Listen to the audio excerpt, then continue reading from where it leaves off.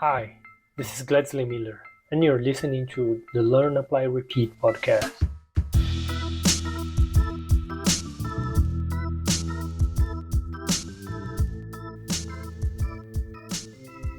Hi there, and welcome to the Learn, Apply, Repeat podcast.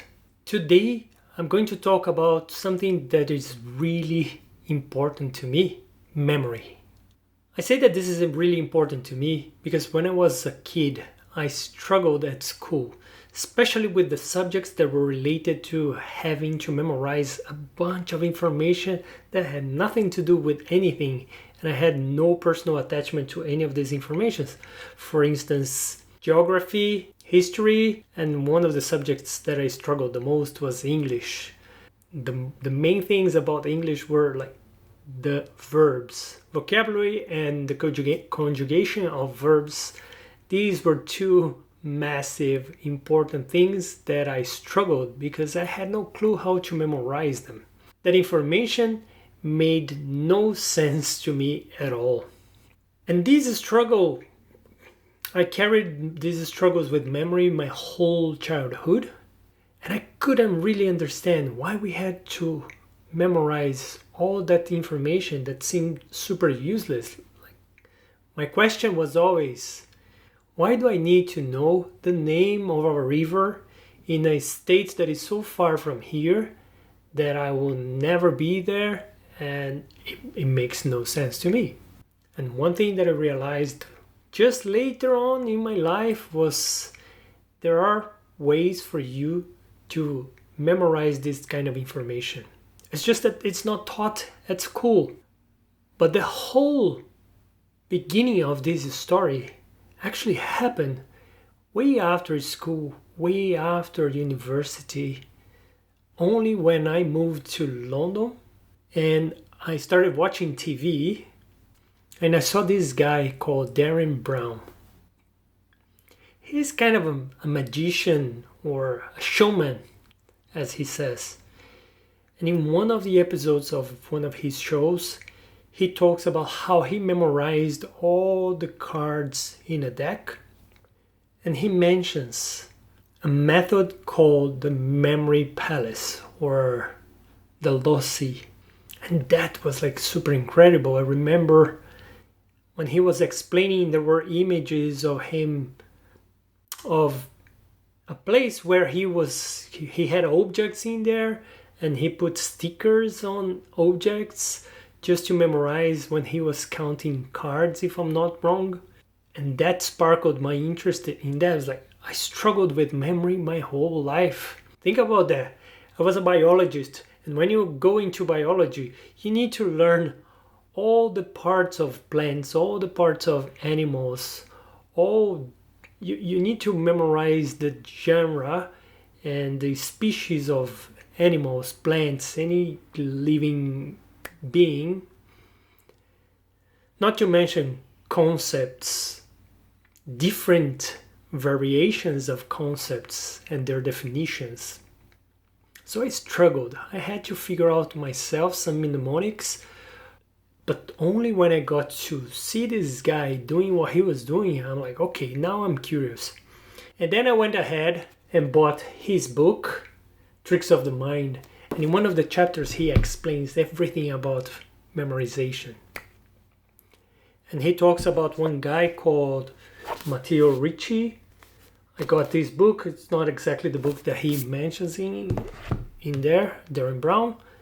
But at least this is how I ended up digging into, I went into the black hole of books. When one book talks about another one that talks about another one, it's just like I do that with YouTube videos as well. Nevertheless, I ended up getting this book here from Dominic O'Brien, and he was a memory champion, and he explains a lot of methods that he had to learn. He told his own story about it, but there are some methods in there that I use a lot. So I've learned from Darren Brown the linking method, and the one that I use the most with Dominic O'Brien is his Dominic system. especially to memorize really long numbers. As a nutshell, what he does is from 00, 01 up to 99, each pair of numbers represents a person, and that person has a prompt and or an action. At least this is how I memorized. So when you tell me this massive number, I use the Dominic system and a memory palace, or the Lossy system, which goes into places, and I place in every single in every single step of this memory palace that I have. I place a person in there doing their thing or doing someone else's thing, and this gives me the order of a really large number that I have no attachment at all. If only I knew that at school. If only these methods were used back in school and back at university, my life would have been so much easier. And one of the things that I did after reading this first book here was, in fact, how to pass exams, because weirdly enough, one of the dreams that I always have this weird dream that I get into a classroom and then some colleagues, they just say, oh, there is a test today, and I'm never ready. It probably goes back into like not feeling ready when I was at school because of this weird amount of information that I had no clue how to memorize. So this is how I dug into memorization, and these open up a lot of doors for me. I remember using these when I was transitioning from biology to web development, and I had to learn new concepts. When you do dig into programming, you need to learn a lot of the functions. When you do more styling as well, CSS, you need to know a lot of the properties, what they do. And these methods allowed me to memorize a lot of this kind of information that I had no clue how to memorize before. And not to mention that this brings a lot of confidence. I like to tell people that I coach or my mentees, sometimes they come to me, it's like, oh, I lack confidence. But confidence is not something like, oh, give me like 1 kilogram or 2 pounds of confidence, please. It's not like a tiny little thing that you can take it. I like to say that confidence is a byproduct of actions and that you do well, and this makes you feel better and more confident in other areas. So if you have a really great domain in one area, I'm pretty sure you're gonna have a lot of confidence in that area.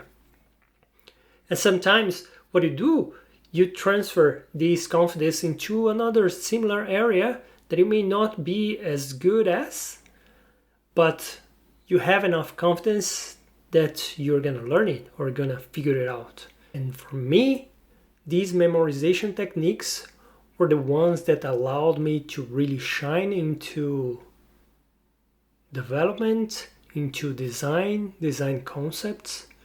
And I still have to learn a lot about product, a lot about the business side, startup lives.